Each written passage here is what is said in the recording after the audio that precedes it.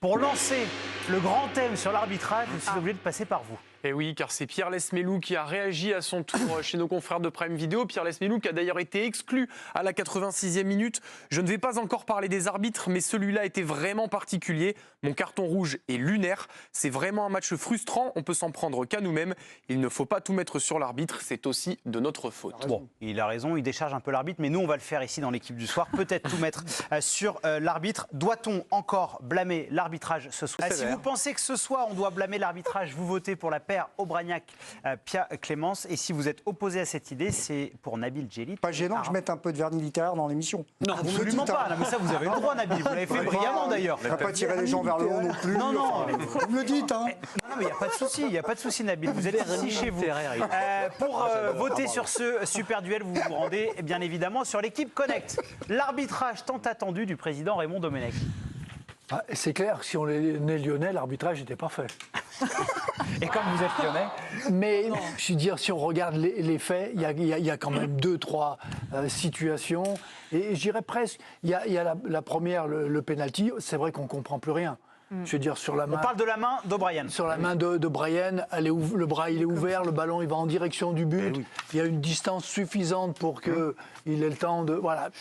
Il y a 1000 fois, on aurait pu siffler ce penalty.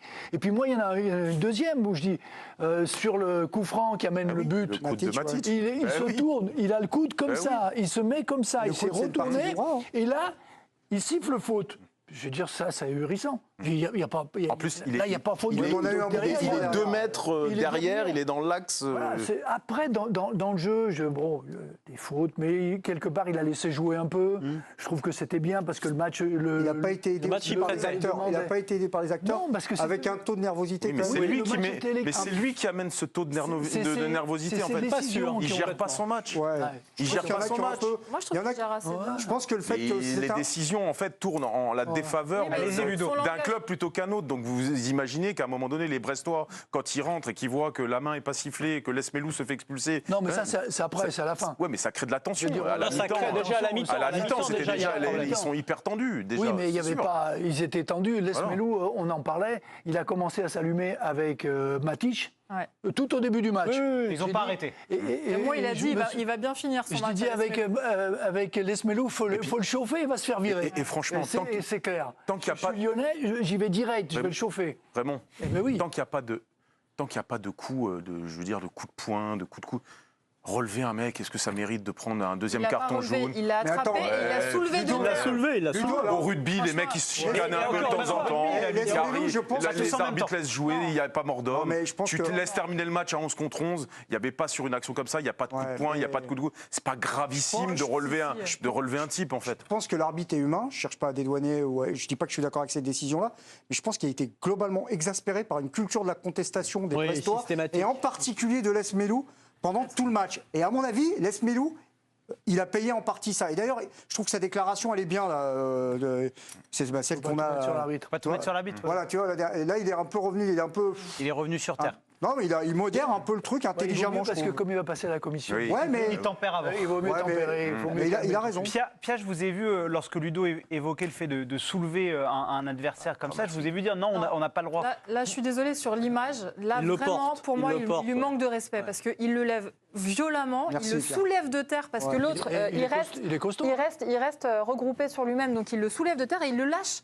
Mais tu fais pas ça à quelqu'un, ça va pas la tête. Pour moi, ce rouge-là, il est mérité. Dans tous les cas, merci, Pierre. Un doit prendre rouge et pas l'autre. Donc l'arbitre a bien fait, selon Pierre. Oui, très bien. Sur le rouge, contre le vous n'avez pas entendu la sonnette? Pas contre Pierre. Il y a Tanguy qui nous attend. Les confs de presse vont pas tarder à débuter.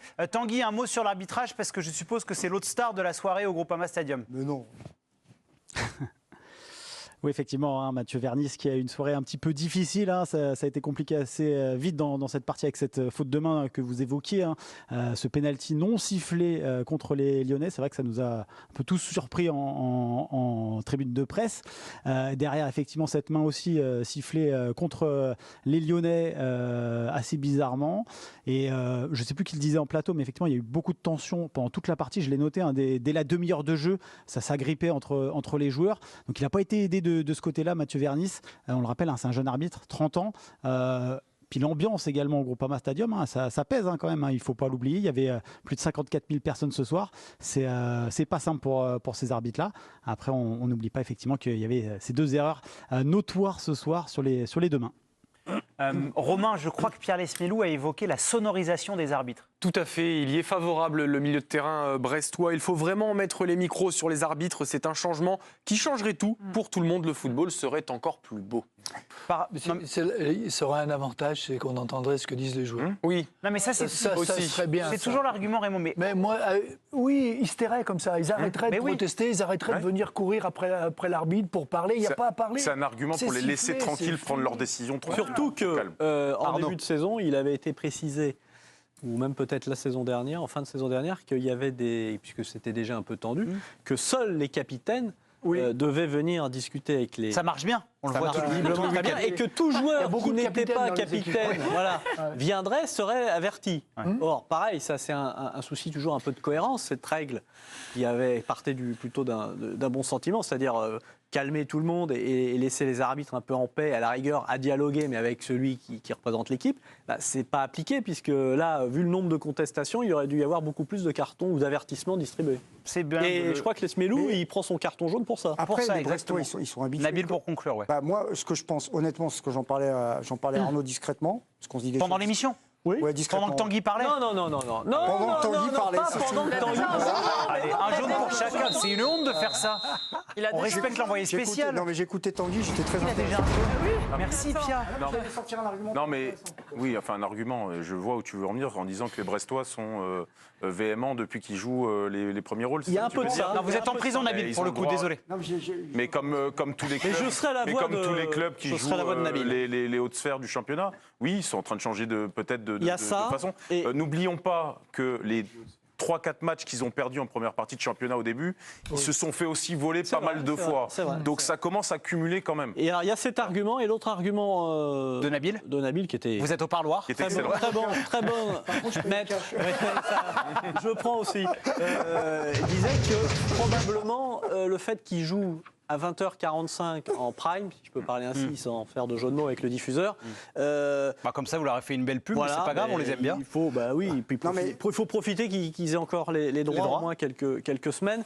Nabil disait que le même match à 15h ou 13h, c'est pas certain qu'il y aurait cette tension exacerbée. C'est juste une explication émotionnelle, parce qu'avant tout, c'est des humains. Et il faut toujours, c'est bien de le rappeler. Vous êtes très dans l'humain ce soir, Nabil, ça me fait plaisir. Mais vous êtes quelqu'un, regarde, 34. Victoire de Ludo et de Pia. Il y a pas mal de Lyonnais. Il y avait beaucoup de Lyonnais. Des Lyonnais, justement, j'espère qu'ils vont rester, parce que